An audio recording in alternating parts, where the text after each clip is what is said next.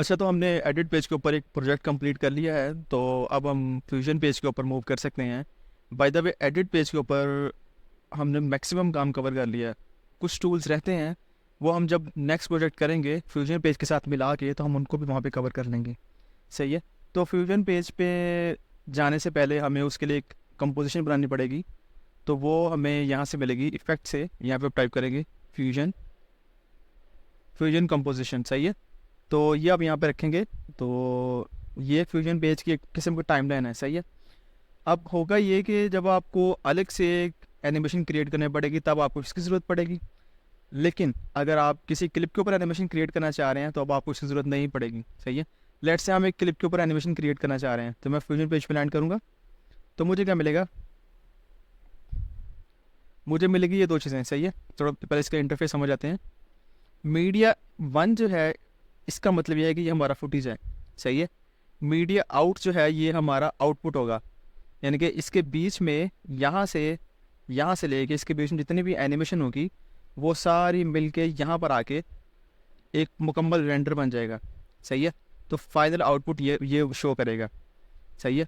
अब चूंकि हमने एक अलग से एनिमेशन क्रिएट करनी है, तो मैंने फ्यूजन कंपोजिशन बनाई हुई है। जब मैं इसके ऊपर सेलेक्ट करूँगा, तो यहाँ पे आप देख सकते हो सिर्फ मीडिया आउट है, मीडिया इन यहाँ पर कोई नहीं है। सही है। इसका मतलब ये कि हम यहाँ पर मीडिया इन बनाएंगे। यहाँ पे लेट्स से हमने बैकग्राउंड लगाया, टेक्स्ट लगाया, उसको एनिमेट किया, या हमने कुछ एनिमेशन की, तो उसके लिए हमें यहाँ पे चीज़ें सारी आएंगी। इनको हम एंड पे इसके साथ लिंक कर देंगे, तो ये मीडिया आउट एक मुकम्मल आउटपुट सामने आ जाएगा। इसको थोड़ा सा इंटरफेस समझ आते हैं स्टार्ट करने से पहले। टॉप लेफ्ट साइड पे एज़ यूजुअल मीडिया पुल आ रहा है। सही है। उसके साथ इफेक्ट्स आ जाएंगे इसके फ्यूजन पेज के। सही है। और ये नोट्स, ये क्लिप्स जो हमारे टाइम में पड़े होंगे, वो शो हो रहे होंगे यहाँ पे। सही है। और उसके बाद में ये जो है हमारा फुटेज का डिस्प्ले होगा। जो भी हम टैलेंट यहाँ पे क्रिएट कर रहे होंगे, उसका डिस्प्ले यहाँ पर आ रहा होगा, सोर्स मॉनिटर होगा यह। और यहाँ पे इंस्पेक्टर टैब, जो भी इफेक्ट्स हम यहाँ पे लगाएंगे, उसकी प्रॉपर्टीज़ यहाँ पे शो होंगी।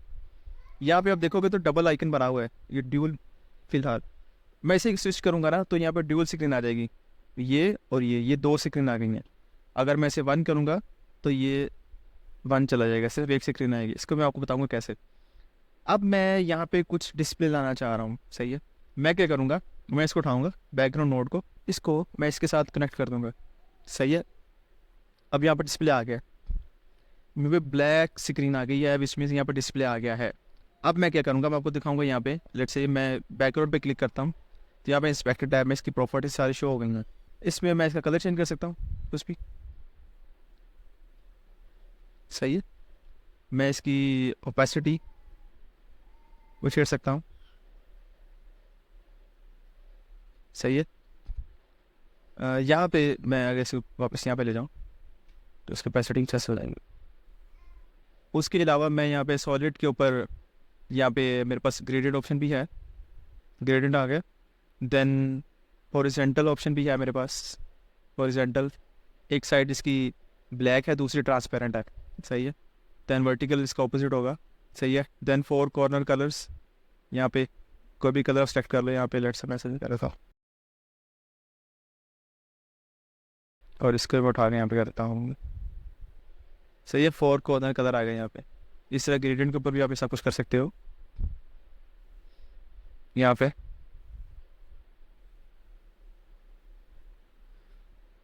सही है। तो अब मैं इसे वापस कर देता हूँ वहाँ पे सॉलिड पे। इसके मैं कलर्स को दोबारा से ब्लैक कर देता हूँ।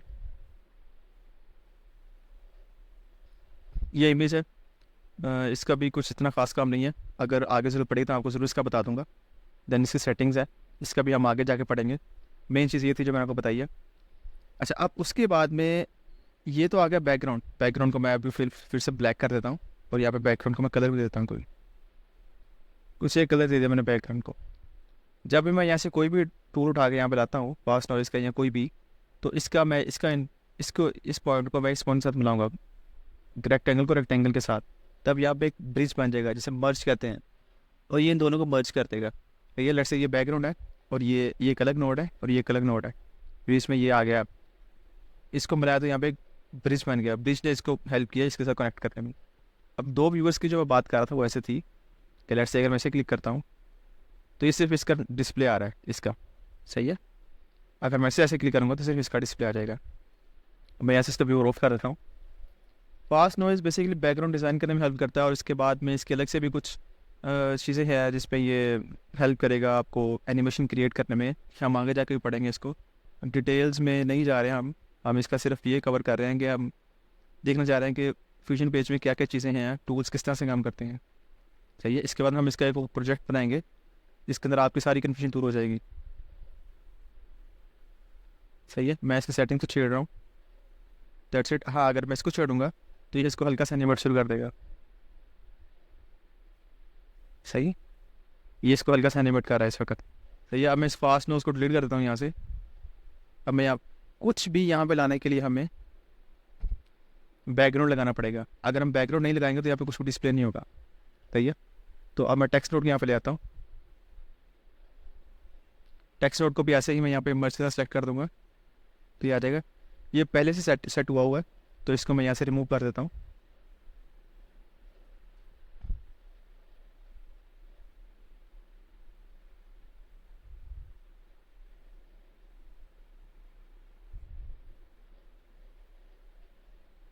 सही है। तो इसके बाद मैं इसको सेट कर देता हूँ।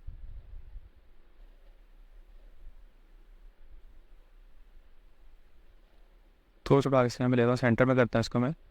सही है। तो अब बैकग्राउंड के ऊपर ये सारा टेक्स्ट हमने कुछ पढ़ा हुआ है, कुछ हम आगे जाके भी पढ़ेंगे इसको। लेट्स से कि मैं यहाँ पे एक एनिमेशन लगा देता हूँ।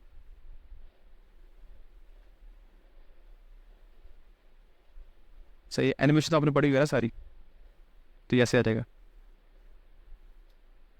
टेक्स्ट को मैं यहाँ से उठाना चाह रहा हूँ तो मैं शिफ्ट प्रेस करूँगा और इसको यहाँ से क्लिक करूँगा माउस पे तो इससे अनलिंक हो जाएगा। सही है। इसको मैंने डिलीट कर दिया। इस तरह मैं मर्ज को भी क्लिक करके शिफ्ट प्रेस करूँगा शिफ्ट के साथ, तो ये इसको भी अनलिंक कर देगा। अच्छा, मैं आपको यहाँ पे कुछ नोट्स के स्ट्रक्चर के बारे में बताना चाह रहा था। आप यहाँ पे गौर करोगे तो यहाँ पे है एक ब्लू एरो बना हुआ है यहाँ पे, और यहाँ पे है वाइड रेक्टेंगल। अगर इस तरह की नोट होगी ना तो ये आप उठा के चाहे इसको यहाँ पे रेक्टेंगल को रेक्टेंगल के साथ मिला दो तो यहाँ पे ऑटोमेटिकली यहाँ पे एक मर्ज ब्रिज बन जाएगा। सही से मर्ज नोट कहते हैं इसे। यहाँ अगर आप इसे डायरेक्ट भी लगा दोगे ना, यहाँ से उठाया आपने यहाँ पे रखा और यहाँ से हम डायरेक्ट शिफ्ट प्रेस करके आपने इसको यहाँ पे मिलाया तो ऑटोमेटिकली यहाँ पे ब्रिज क्रिएट हो जाएगा। और इसकी तरह से अगर आप यहाँ पे फास्ट नॉइज़ उठाते हो, फास्ट नॉइज़ में भी अगर आप देखोगे तो ये भी थोड़ा सा डिफरेंट है इसका। ये एनिमेशन में जब हम आगे जाएंगे तो आपको इसको थोड़ा सा एडवांस लेवल का है, इसको हम आगे जाकर पढ़ सकते हैं दोबारा से अगेन। तो लेकिन अगर आप इसको यहाँ पे भी अगर आप रेक्टेंगल के साथ रेक्टेंगल बनाओगे तो ब्रिज बनेगा यहाँ पे। सही है। लेकिन अगर आप इसको डायरेक्ट लगाओगे तब भी ये सेम चीज़ अप्लाई करेगी यहाँ पे। तो आपने इसके स्ट्रक्चर से आपने कन्फ्यूज़ नहीं होना। सही है। अब हम पेंट ब्रश पढ़ेंगे। सही है। पेंट ब्रश में जो होगा ना वो डायरेक्ट आपको अप्लाई करना पड़ेगा यहाँ पे, इसके साथ मर्ज नोड नहीं बनेगी। सही है। पेंट ब्रश में अगर आप यहाँ पे आओगे तो आप देखोगे यहाँ पे इसके ब्रशेज़ हैं। ये भी एक अच्छा एक एनिमेशन के लिए ये टूल है। ये ब्रशेज़ बने हुए हैं इसके सारे के सारे। देन यहाँ पे इसके इंस्पेक्टर में भी आप देखोगे तो यहाँ पे ब्रश कंट्रोल है, यहाँ पे अप्लाई मोड है। आप थोड़ा सा हम इसके साथ खेलते हैं। लेट्स से कि मैंने व्यू ब्रश सेलेक्ट किया हुआ है, इसको अप्लाई करूँगा यहाँ पे मैं कुछ भी ड्रा कर सकता हूँ। सही है। इसके अलावा मैं अगर यहाँ से इसका साइज़ बढ़ा दूँ यहाँ से, लेट्स मैं इसका साइज़ बढ़ा दिया तो अब ये ऐसे हो जाएगा। और उसके बाद इसके बाद सॉफ्टनेस बढ़ा दूँ तो इसको सॉफ्ट हो जाएगा काफ़ी ज़्यादा स्केचेस। सही है। और अगर मैं इसको हार्ड कर दूँगा तो ये कुछ ऐसे हो जाएगा। सही है। उसके अलावा मैं इसे दोबारा से अंडू कर देता हूँ यहाँ से, कंप्लीट अंडू हो जाएगा यहाँ से। अब अगर मैं यहाँ से ब्रश टूल सेलेक्ट करता हूँ ये वाला, तो ये इसका रेगुलर ब्रश टूल है। सही है। तो इसको मैं साइज को कम ज़्यादा कंट्रोल प्रेस करके भी कर सकता हूँ, कमांड या कंट्रोल प्रेस करके। सही है। साथ में माउस का ड्रैग करूँगा। अब अगर मैं इसके ऊपर यहाँ पर आता हूँ और यहाँ से आके इसका मैंने कलर सेलेक्ट किया हुआ है यहाँ से, और मैं यहाँ पे स्ट्रोक कंट्रोल के ऊपर आता हूँ यहाँ पे, तो आप देखोगे यहाँ पे भी एनिमेशन के ऑप्शंस हैं। लेट्स से कि मैं यहाँ पे कुछ लाइन ड्रॉ करना चाह रहा था, एनिमेटेड लाइन। सही है। एनिमेटेड लाइन जो होती है वो हमेशा आप इस रेगुलर स्ट्रोक से यूज़ कर सकते हो। सही है। तो लेट्स से मैं यहाँ पे इसके ऊपर राइट ऑन करना चाह रहा हूँ तो मैंने यहाँ से लाइन शुरू की, यहाँ तक लेकर आ गया। सही है। तो जहाँ से मैं लाइन ड्रा की है ना वहाँ पे उसने आगे उसका ऑटोमेटिकली यहाँ पे पॉइंट्स बना दिए हैं। लेट्स से मैं यहाँ पे क्लिक करता हूँ। सही है। इसे ड्रा कर दिया। मैं यहाँ पे एक और लाइन ड्रा करूँगा। या वो इसने उसकी इस तरह के पॉइंट्स बना दिए उसमें, सही है। ये जो बीच में ग्लिच है, इसका इशू कोई नहीं है, ये खुद ब खुद ठीक हो जाएगा। जैसे यहाँ पर ठीक हो गया ना, जैसे इसके रेंडर कैशे कंप्लीट हो जाएंगे, यहाँ से भी इसके एनिमेशन स्मूथ हो जाएंगे। इसके साथ भी हम काफ़ी अच्छे से कर सकते हैं, वो भी हम आगे जाके पढ़ेंगे। फिलहाल ये लेक्चर जो है हमारा सिर्फ टूल्स को समझने के बारे में है। तो ये पेंट टूल को अब मैं उठा के ऐसे डिलीट कर दूंगा। इसके बाद मैं आज अगला टूल लेकर आऊँगा। तो ये जो है कलर करेक्टर है, सही है। कलर करेक्टर में अप्लाई कर दूंगा, तो किसी इमेज पे कलर्स वगैरह करने के लिए, लेट्स से, सही है। ये तो by default easy to understand है ये। इसके अलावा हमारे पास आ जाएगा, बाय इसको मैं अनलिंक करने के लिए शिफ्ट प्रेस कर रहा हूँ। शिफ्ट प्रेस करके तो मैं क्लिक करूँगा तो ये अनलिंक हो जाएगा। उसी तरह से मैं इसको उठा के यहाँ पर लेकर आऊँगा, तो शिफ्ट प्रेस करूँगा तो ये खुद ब खुद लिंक हो जाएगा, सही है। इसके बाद हमारे पास ये है कर्व। कर्व भी कलर के लिए यूज़ होता है, और इसको मैं स्किप कर दूँगा। देन हमारे पास ब्राइटनेस है, देन हमारे पास ब्लर है। ये सब टूल्स हम आगे जाके पढ़ेंगे। इनके नाम से पता लग रहा है कि ये ब्लर करेगा और ये इसकी ब्राइटनेस बढ़ा देगा, सही है। ये मर्ज है, जो मर्ज मैंने आपको बताया ब्रिज का काम जो करती है। उसके अलावा हमारे पास है ट्रांसफॉर्म नोड। ट्रांसफॉर्म नोड में भी हम उसकी प्रॉपर्टीज़ को छेड़ सकते हैं। हम रेक्टेंगल बेसिकली हमारा ये मास्क है, मास्क के ऑप्शन है हमारे पास। वैसे यहाँ पे क्लिक करता हूँ, इसको मास्क कर दिया, सही है। इस एरिया को कहीं पे ले जाओ, इसको मैं मास्क करने के लिए ये। इसके अलावा ये आप इसको ले आता हूँ, तो इसलिए इस एरिया को मास्क कर दिया, सही है। ये भी मास्किंग का टाइम यूज़ होगा, ये भी हम आगे जाकर ज़रूर पढ़ेंगे इसको, सही है। देन हमारे पास फ्री पॉलीगॉन टूल है, मैं यहाँ पे क्लिक करूँगा तो ये इतने एरिया को मास्क कर देगा, सही है।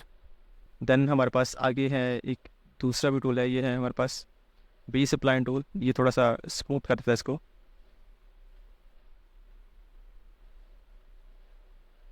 सही है। लाइन को उठाया मैंने, स्मूथ मास्किंग के लिए होता है यूज़ ये सारे मास्किंग के टूल्स हैं। उसके बाद हमारे पास ये आ जाएगा, ये भी आगे एडवांस लेवल के हम आगे जाकर पढ़ेंगे। और ये हमारे पास सारा जितना भी ये वाला स्ट्रक्चर है, ये सारा 3D कैम के लिए है। ये भी हम ऑलमोस्ट थर्ड लेक्चर में से हम डिटेल में पढ़ेंगे, सही है। तो फ्यूजन पेज में इस वक्त के लिए इतना ही है।